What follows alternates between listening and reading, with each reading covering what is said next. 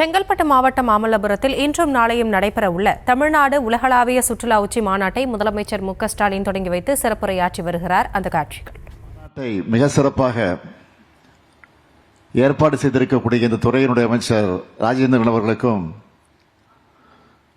துறையினுடைய அதிகாரிகளுக்கு என்னுடைய பாராட்டுக்களையும் வாழ்த்துக்களையும் நான் தெரிவித்துக் கொள்ள விரும்புகிறேன். அமைச்சர் ராஜேந்திரன் அவர்கள் பொறுப்பேற்ற பிறகு சுற்றுலாத்துறையை அனைவரையும் திரும்பி பார்க்க வைத்திருக்கிறார். அவருக்கு தோளோடு தோள் நின்று துணை நின்றிருக்கக்கூடிய தொழில்துறை அமைச்சர் தம்பி டிஆர்பி ராஜா அவர்களுக்கும் தொழில்துறை அதிகாரிகளுக்கு என்னுடைய பாராட்டுக்களையும் வாழ்த்துக்களையும் நான் தெரிவித்துக் கொள்ள விரும்புகிறேன். சிறப்பு விருந்தினராக கலந்து கொண்டு தமிழ்நாட்டின் சிறப்பை பற்றி இங்கே சிறப்பாக பேசிய திரு ரவிச்சந்திரன் நசீன் அவர்களுக்கு நான் என்னுடைய நன்றியை தெரிவித்துக் கொள்கிறேன். தமிழின் அருமை குறித்தும் எங்களுடைய நாகரிகத்தின் தொன்மை குறித்தும் உலக அளவில் இருந்து வந்திருக்கக்கூடிய தொழில் முனைவோர் எல்லோருக்கும் தெரியும். தலைநகர் சென்னையில் மெரினா கடற்கரை தொடங்கி மாமல்லபுரம், வேடந்தாங்கல், ஊட்டி, கொடைக்கானல், தஞ்சை பெரிய கோயில், கங்கை கொண்ட சோழபுரம், செஞ்சிக்கோட்டைன்னு குமரி வள்ளுவ முனையில் வானவிருந்து நிற்கக்கூடிய ஐயன் வள்ளுவர் சிலை வரைக்கும் தமிழ்நாட்டில் ஏராளமான சுற்றுலா தலங்கள் இருக்கு. இயற்கை எழில், வைக்கக்கூடிய கட்டடக்கலை, தலை நிமிர வைக்கக்கூடிய கோபுரங்கள், வரலாற்று பெருமிதத்தை எடுத்துச் சொல்லக்கூடிய இடங்கள் தமிழ்நாட்டில் எக்ஸ்ப்ளோர் பண்ணவும் எக்ஸ்பீரியன்ஸ் பண்ணவும் நிறைய இடங்கள் இருக்கு.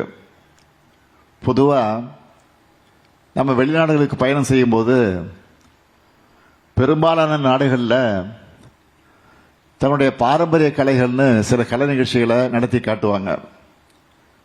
அதுவே தமிழ்நாட்டை எடுத்துக்கிட்டா கரகாட்டம், காவடி ஆட்டம், ஒயிலாட்டம், மயிலாட்டம், தெருக்கூத்து, தப்பாட்டம், பரதநாட்டியம், ஏராளமான கலைகள் இருக்கு. அதே போல நம்முடைய பண்பாட்டு அடையாளமான ஏறுதழுவுதல் உள்ளிட்ட விளையாட்டுகளும் சுற்றுலா பயணிகளோட கவனத்தை ஈர்த்திருக்கு. இந்த கலைகளையும் கலைஞர்களையும் நம்மோட பண்பாட்டையும் உலகளவுக்கு கொண்டு சேர்க்கக்கூடிய வலிமை சுற்றுலாத்துறைக்குத்தான் இருக்கு. தமிழ்நாட்டில் சுற்றுலாத்துறையை மேம்படுத்தணும் என நம்ம திராவிட மாடல் அரசில் ஏராளமான முன்னெடுப்புகளை நாம் எடுத்திருக்கிறோம், செஞ்சுக்கிட்டு இருக்கிறோம். சுற்றுலாத்துறையில் செய்யப்பட்டிருக்கக்கூடிய சாதனைகளில் முக்கியமானவற்றை சொல்லணும்னா கீழடி அருங்காட்சியகம், பொருணை அருங்காட்சியகம், கலைஞர் நூற்றாண்டு ஏறுதழுவது அரங்கம் போன்ற முத்திரை திட்டங்கள் மட்டுமில்லாமல் கன்னியாகுமரியில் உள்ள ஐயன் திருவள்ளுவர் சிலைக்கு கண்ணாடி பாலம் அமைச்சிருக்கிறோம். 3D லேசர் தொழில்நுட்பத்தோட ஒளியூட்டி இருக்கிறோம். குற்றாலத்தில் அடிப்படை சுற்றுலா வசதிகளை 11 கோடியில் மேம்படுத்துகிறோம். 14 கோடி ஒதுக்கி பிச்சாவரம் படகு இல்லம் மேம்படுத்தி கொண்டிருக்கிறோம். முக்கிய சுற்றுலா தலங்களில் புதிய காட்சி முனைகள் அமைக்கவும் தற்போதைய காட்சி முனைகளை மேம்படுத்துகிறோம். ஏற்காட்டினுடைய உள்கட்டமைப்பு மற்றும் பிற சுற்றுலா வசதிகளை மேம்படுத்துகிறோம். இப்படி ஏராளமான திட்டங்களையும் முன்னெடுப்புகளையும் என்னால் சொல்லிக்கிட்டே போக முடியும்.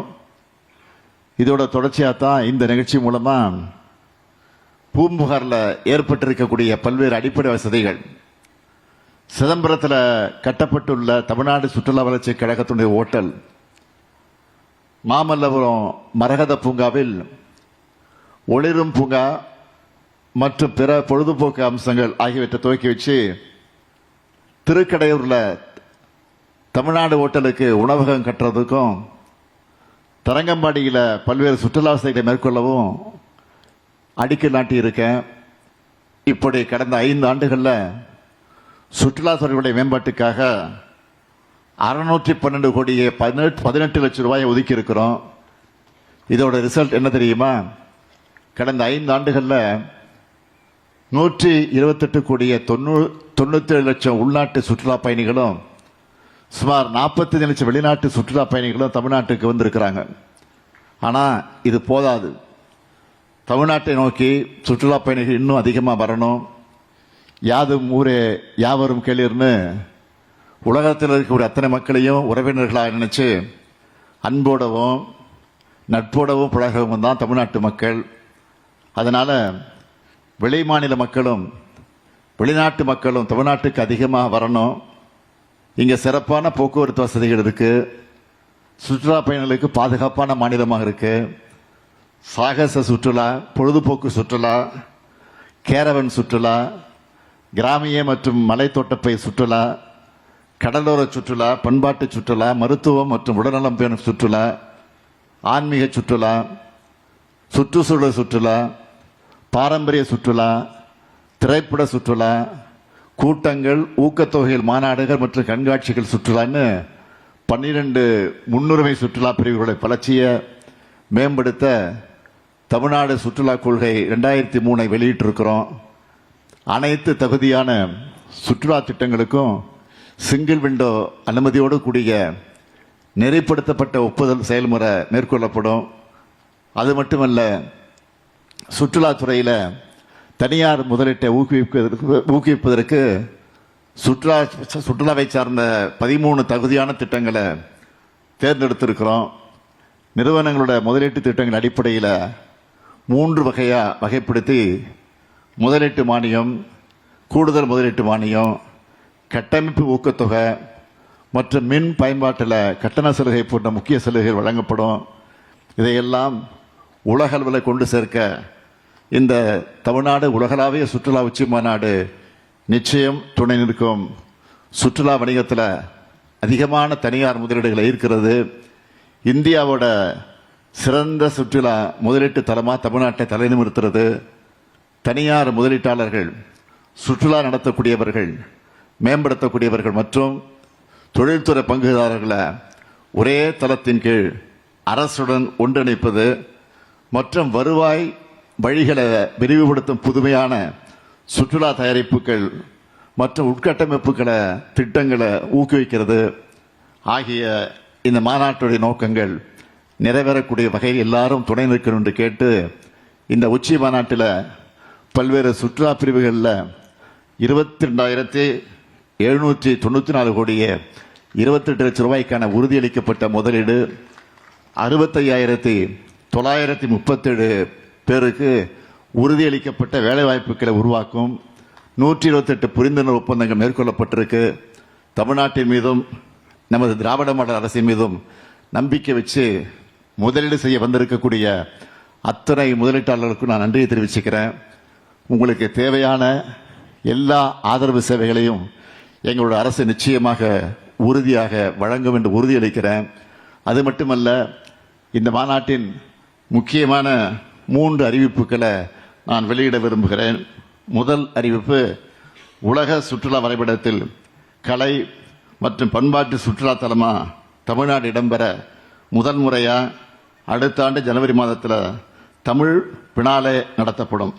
2வது அறிவிப்பு, மாமல்லபுரத்துக்கு வருகிற சுற்றுலா பயணிகளுக்கு தேவையான அடிப்படை வசதிகளை மேம்படுத்த முதலாக மாமல்லபுரத்தில் சிறப்பு பகுதி மேம்பாட்டு ஆணையம் அமைச்சு அதன் மூலம் 100 கோடி ரூபாய் மதிப்பீட்டில் உலக தரத்தில் நவீன சுற்றுலா உட்கட்டமைப்பு வசதிகள் ஏற்படுத்தப்படும். 3வது அறிவிப்பு, 2023ஆம் ஆண்டு சுற்றுலா கொள்கை அறிவிப்பை அடிப்படையாக கொண்டு சிப்காட் நிறுவனம் சுற்றுலா தலங்களை கண்டறிந்து முதலீடுகளை ஈர்த்து புதிய சுற்றுலா வசதிகளை உருவாக்க உள்ளது. இதோட முதல் கட்டமாக கன்னியாகுமரி, கள்ளக்குறிச்சி, ஈரோடு மற்றும் தூத்துக்குடி ஆகிய மாவட்டங்களில் 4 சிறப்பு இடங்கள் அடையாளம் கண்டறியப்பட்டு முதலீடுகளை ஈர்க்க விருப்ப பதிவு கோரிக்கைகள் அழைக்கப்பட்டிருக்கு.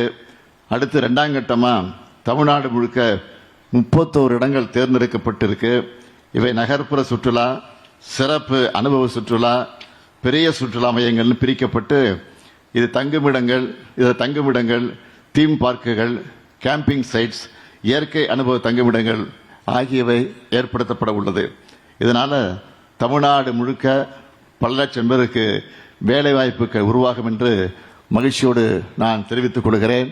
இந்த மாநாட்டு மூலமாக உலக மக்களுக்கு நான் வைக்கக்கூடிய வேண்டுகோள் என்னவென்றால், தமிழ்நாட்டை உங்களுடைய ஃபேவரட் டெஸ்டினேஷனாக புக்மார்க் பண்ணிக்கோங்க. இங்கே இயற்கை, வரலாறு, பண்பாடு, உணவு ஆகியவற்றோடு உங்களை வரவேற்க, அன்பால் அரவணைக்க தமிழ் மக்கள் நாங்கள் இருக்கிறோம். நான் உறுதியாக சொல்கிறேன், தமிழ்நாட்டுக்கு சுற்றுலா பயணிகளாக வர்ற நீங்கள் உங்கள் நாடுகளுக்கு திரும்பும்போது மறக்க முடியாத நினைவுகளோட மட்டுமல்ல, அன்பு மிகுந்த சொந்தங்களையும் உங்கள் நெஞ்சில் சுமந்துக்கிட்டு போவீங்க. அதோட தமிழ்நாடு எங்களுடைய செகண்ட் ஹோம்னு நீங்கள் உங்கள் நண்பர்கிட்ட போய் பகிர்ந்துப்பீங்க. எனவே உலக மக்கள் அனைவரும் தமிழ்நாட்டுக்கு வாருங்க, வாங்கன்னு அன்போடு அழைத்து விடைபெறுகிறேன். நன்றி, வணக்கம்.